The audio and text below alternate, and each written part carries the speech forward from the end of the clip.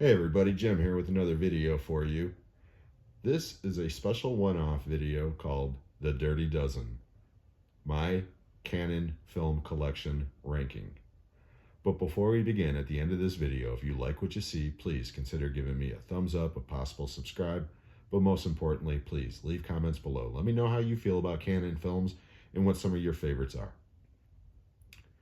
Now, I was inspired to do this video for a couple of reasons. Number one, I just recently picked up this wonderful documentary called Electric Boogaloo, The Wild Untold Story of Canon Films. And right there in the imagery, you can get a kind of a brief glimpse of some of the films that Canon was responsible for. And basically, these two guys, Golan and Globus, created an entire distribution and studio that was based on crap, but it's glorious crap. It's crap that I absolutely love. And they cranked out a good 50 movies in less than 10 years. I mean, it was just insane. And the one thing about Canon that you could always count on was you couldn't count on it because it was absolutely insane. You never knew what to expect with a Canon production. Now, again, like I said, they cranked out a good 50 movies at least. I've only got 12. And most of these, you can say, are B movies at best, okay? But they're gloriously entertaining in their own way for the most part. There's a couple of titles on this list that I cannot stand, okay? But we'll get into each as we get there. Now, before I continue, I want to also mention the other reason why I was inspired to do this was the other day I had the most recent episode of Shooting the Shit with Jim. My special guest was Dan from the Talking Movies live stream.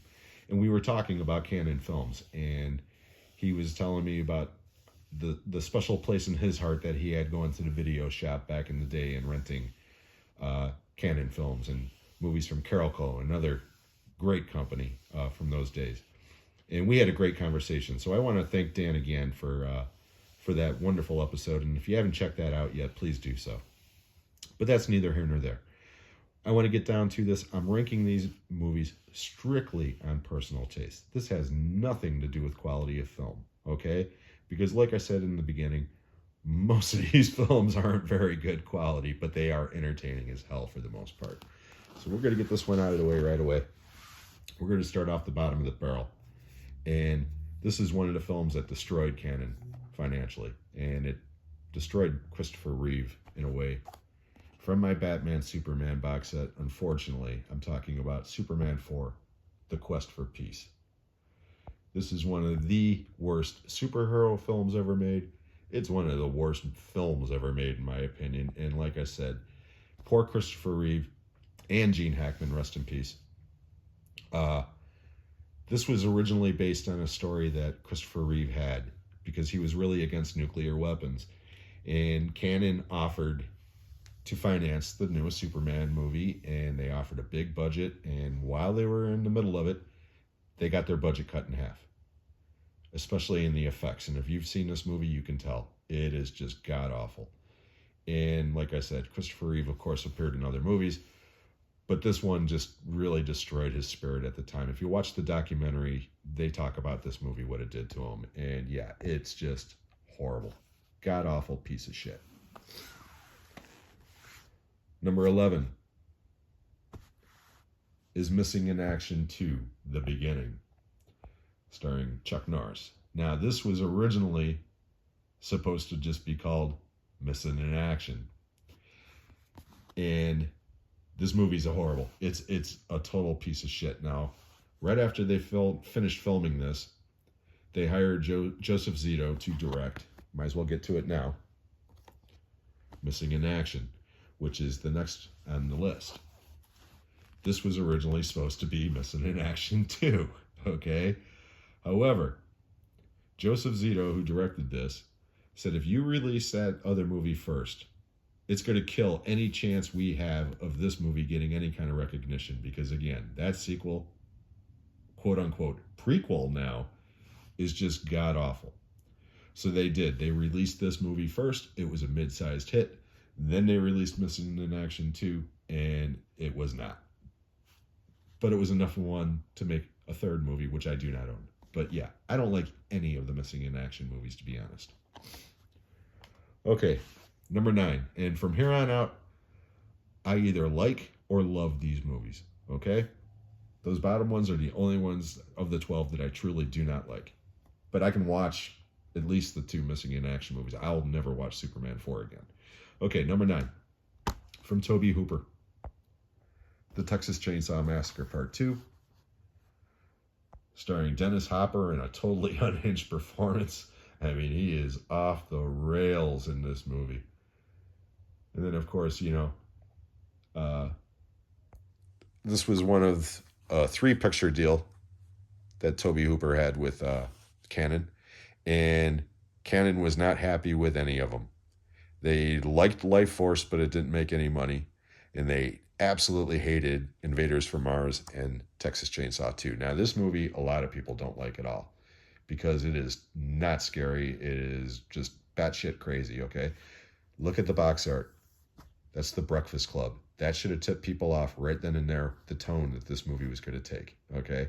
I saw this the first time at a drive-in with my brother Greg and a buddy, and I was so wasted, I had no idea what I was watching.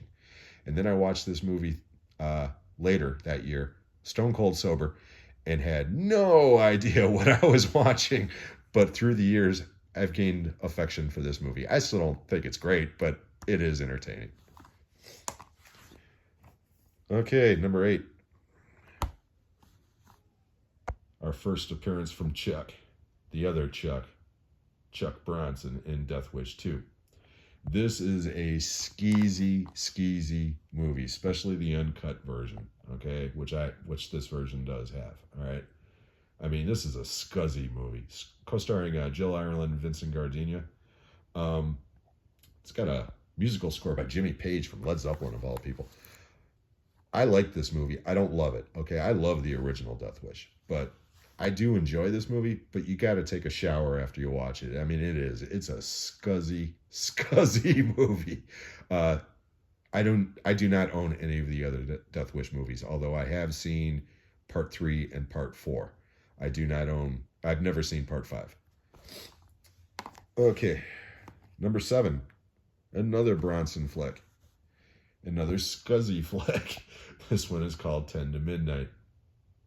Directed by J. Lee Thompson, who collaborated with Charles Bronson a lot. I mean, a lot. This one also co-stars Wilford Brimley and Andrew Stevens and Jeffrey Lewis, among others. This is damn near a horror movie. This is like the closest thing to a horror movie I ever saw Bronson in. It's a slasher movie for the most part. This guy stalks women, breaks in, rapes them, and kills them. And the one thing I will say about this movie is that there's more male nudity than female nudity. My God, there is a lot of ass shots in this movie, especially when I saw it theatrically on the big screen. It was a little unnerving at times, but I do like 10 to Midnight, and it's got a great ending. So, yeah. I definitely enjoy this one more than Death Wish 2. Let's put it that way. Okay, 6. We're back to Chuck. The other Chuck Norris. And the third disc from this multi-pack, we're talking about the Delta Force. This one's got a great cast. Co-starring cast, Lee Marvin, Robert Forster, Shelley Winters, Martin Balsam, Bo Svensson. I mean, just a lot of great actors in this movie. This is an exploitation movie, okay? This movie is based, quote-unquote, loosely on true events. But they were unfolding as they were making this movie, okay? And there are certain elements in this movie that are pretty close to what happened, but the ending is completely off the rails crazy. I mean, Chuck Norris is shooting rockets out of his motorcycle, for Christ's sake, but again, it's great cheesy fun. And I love Robert Forster playing a Middle Eastern terrorist. I mean, it's just such typical 80s bad casting, but I love Robert Forster in anything. So yeah, Delta Force, a lot of fun. Great soundtrack, 80s synth type soundtrack, but it's a lot of fun. Okay, we are at the top 5. Number 5. Now, a lot of people have never even heard of this one. 52 Pickup, starring Roy Scheider, Anne Margaret, And John Glover, in one of the best performances ever of that era. This was the movie that really brought John Glover to my attention. He's phenomenal in this movie. This one's directed by John Frankenheimer, and it's based on an Elmore Leonard novel. Slow burn, suspense thriller. I really, really enjoy this film. This is a Kino Lorber title, and I got it pretty cheap. So if you've never seen this movie and you can find it on sale, because they were always running sales, by all means, take a chance. It's a really, really entertaining movie, in my opinion. And Roy Scheider gives a great performance, but again, John Glover is phenomenal in this movie. Number 4, our first and only Sylvester Stallone, because if you're waiting for Over the Top, you're going to be waiting a long time. I do not own that movie, but I do own this one, Cobra. Directed by George P. Cosmatos and co-starring Brigitte Nielsen and Brian Thompson. Brian Thompson's great in this movie. Renee Santoni is also in this movie. And like I said about 10 to Midnight with Bronson, closest thing to a horror movie Bronson was ever in. This is about the closest thing to a horror movie that Stallone was ever in, that I've ever seen anyways. I know he did a movie called I See You or something like that, which I never watched. But there's definitely some horror elements involved in this movie before it turns into a big action flick, especially the very beginning. But Cobra, that came out the summer that I was working at the drive-in. This was a big hit at the drive-in. People were laying on their horns all night, and stuff. And the only question I've had about this movie for the last 30 years is, have you ever met anyone in your life who takes a piece of pizza out of the fridge, cuts a little tiny corner off with a pair of scissors, puts the rest in the fridge, and then eats the little corner while cleaning his gun and watching the news? I've never met anybody who cuts pizza with scissors. So by all means, if you're one of those people, tell me I'm wrong. Number 3, and this one is, in my opinion, the highest quality film Cannon ever did, and that is Runaway Train, with phenomenal performances from Jon Voight, Eric Roberts, Rebecca De Mornay, and John P. Ryan. John P. Ryan is like really off the rails in this movie. Eric Roberts and Jon Voight were actually nominated for Best Actor in this movie, and it was also nominated for Best Editing. Didn't win any of them, but you know what? This is a phenomenal movie in quality and in entertainment value. I featured this movie on my Baby It's Cold Outside series or video recently. And this was the movie that I was getting the most comments about. Like, oh, wow, Runaway Train. I haven't seen that movie in years. Yeah, this is a Kino title again. And if you've never seen this movie, by all means, check it out. I know a lot of people don't like Jon Voight and certain people don't like Eric Roberts or whatever. I'm telling you, all 3 of them are phenomenal in this movie. Runaway Train, like I said, it's not my favorite Cannon movie. It's number 3 on this list, but is without a doubt the best Cannon film, in my opinion. Number 2, we're back to Tobe Hooper with Life Force. This is my... let me just open it up, give you the full effect. I mean, this thing's beautiful. This is my Scream Factory Steelbook, starring Steve Railsback and the beautiful, beautiful Matilda May. This movie's got phenomenal special effects. It also has Matilda May is the most outstanding visual effect in this movie because, my God, talk about drive-in reactions. People really enjoyed this movie at the drive-in, and I absolutely love this batshit crazy movie because it is exactly that. It's science fiction, it's action, it's horror, it's everything put in a blender. But my God, is this movie. One thing it is not boring, okay? And this is one of those movies you just crack open a beer or whatever your beverage of choice or whatever your substance of choice is, kick back for 2 hours and just enjoy it. Little tidbit trivia from this movie. Patrick Stewart's very first on-screen kiss was in this movie. And he was kissing Steve Railsback. He talks about that all the time. I absolutely love Life Force. But number 1, by a hair. And I absolutely love the batshit craziness of this movie again. But we're back to Chuck Norris and Joseph Zito, who directed Invasion USA. Missing in Action.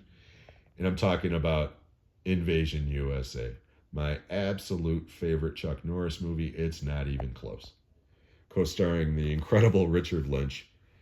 And this movie's just fun. It is just so much fun. I'll never forget seeing this theatrically with my late brother Greg. The last 5 minutes of that movie, we were both just, getting into it. But when he blows Richard Lynch out of the building with a bazooka, a la the end of Grizzly, okay? And that's literally it. He blows him out the building. You see chunks fly out. Chuck drops the rocket launcher. Credits. We both stood up and cheered because it was just so awesome to watch. This movie's a cartoon, but it is one of the most entertaining cartoons of the 80s. And like I said, it's not Chuck Norris's best film, okay? That would be Code of Silence. But this is definitely my favorite Chuck Norris film, without a doubt. It is just so much fun. So to recap, number 1 is Invasion USA. Number 2 is Life Force. Number 3 is Runaway Train. Number 4 is Cobra. Number 5 is 52 Pickup. Number 6 is The Delta Force. Number 7 is 10 to Midnight. Number 8 is Death Wish 2. Number 9 is The Texas Chainsaw Massacre 2. Number 10 is Missing in Action. Number 11 is Missing in Action 2, The Beginning. And dead last, way dead last, is Superman 4, The Quest for Peace. And I want to recommend this incredible documentary once more, Electric Boogaloo, The Wild Untold Story of Cannon Films. This is available on DVD only, as far as I know. However, you can watch this movie on YouTube for free. Just plug in Electric Boogaloo Cannon Doc in the search, and it'll come up. You can watch the entire documentary, uncut, unedited, and it's just so much fun. Before I go, I want to thank everyone once again who participated in the episode of Shooting the Shit the other day with Dan. And I also want to bring up that tomorrow, Tuesday, the 11th, will be the next installment of Talking Movies with Sean, Kenny, and Jim. Our special guest will be Corey from Wilkie's Movies and Music.